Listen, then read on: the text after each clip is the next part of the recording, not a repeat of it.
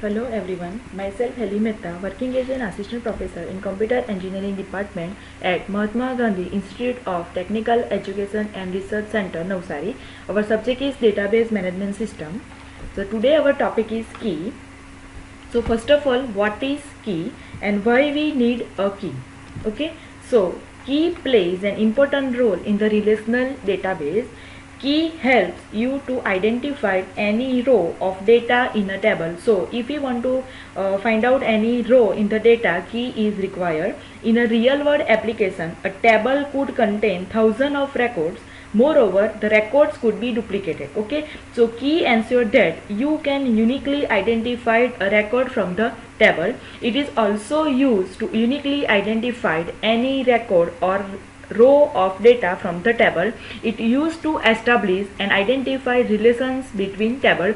So in database we have a multiple tables. Okay, so between tables relationship is exists. So if we want to establish a relationship in table or identify the relationship between table, key is used. Okay, see in the example we have a two tables, that is students and person. Okay, in student table we have a ID, name, address and courses. Okay, so students have a ID or enrollment number. Okay, so from ID we can uniquely identify any students. Okay, suppose there are 60 students in one class and I want to identify particular students, then according to their enrollment number I can uniquely identify the students. Okay, so ID is work as a key. Okay, in person a person have a name, date of birth, passport number and license number. Okay, so according to their name I can identify the person. Okay, but more than one person have a same name. Okay, so we cannot find uniquely. Okay, so person have a passport number and license number. According to that person, the passport number and license number, we can uniquely identify the person. Okay, so in student table ID is used as a key because it is unique for each student. Okay, in person table passport number, license number are a key since they are unique for each person. So this is the concept of key. Now next is types of key. So there are four types of key, that is primary key, candidate key, super key and foreign key.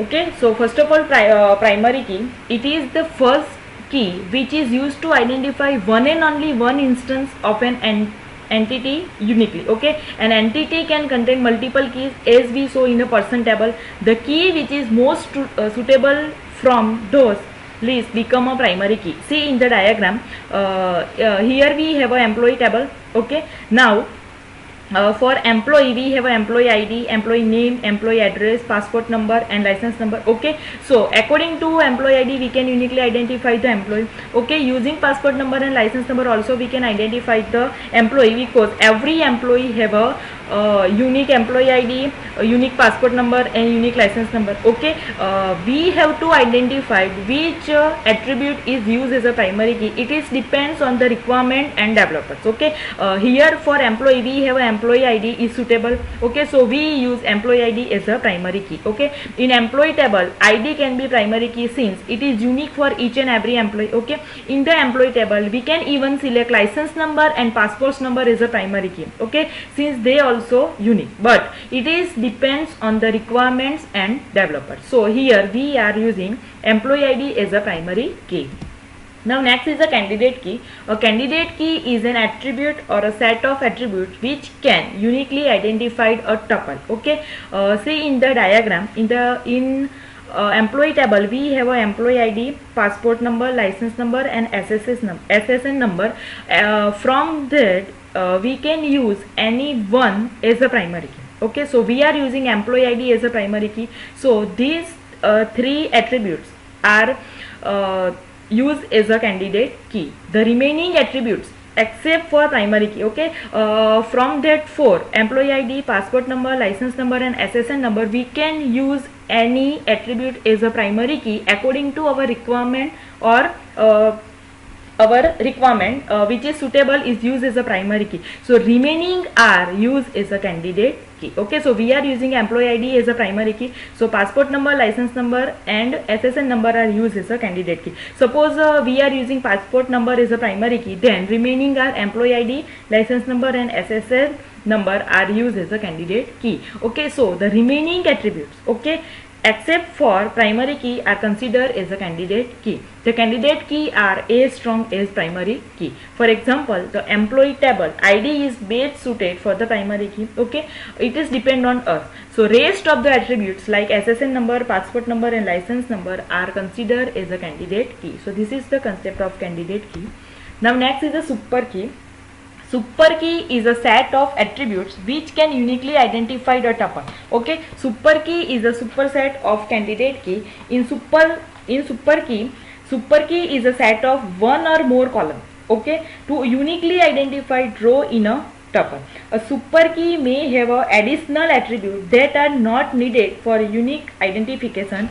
See here we have a employee ID as a primary key. Okay, suppose we combine employee ID and employee name, then it become one key. Okay, so in this employee ID is unique always, but it may happen that one or more employee have a same name. Okay, but employee ID is a unique. So combination of these two is known as a super key. In above employee table, for employee ID and employee name, the name of two employees can be same, but their employee ID can't be the same. Okay, hence this combination can also be a key. So our super key is a combination of employee ID and employee name. So here employee second attribute is an additional attribute, that is employee name. Okay, we can using employee ID we can identify the employee, but we are using combination of more than one attributes. Okay, so super key may have additional attributes, that is our employee name. Okay, that are not needed for unique identification, but combination of these two is a key, and that is known as a super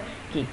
Now next is a foreign key. Foreign keys are the column of the table which is used to point to the primary key of another table. Okay, in a company every employee works in a specific department. Okay, so employees are working in a different department. So here we have a two entities, that is employee and department. Okay, so we cannot store the information of the department in the employee table. Okay, so we are using two tables, that are department table and employee table. Department table contain the information of department and employee table contain the information of employee. Okay, that's why we link these two tables through a primary key of one table.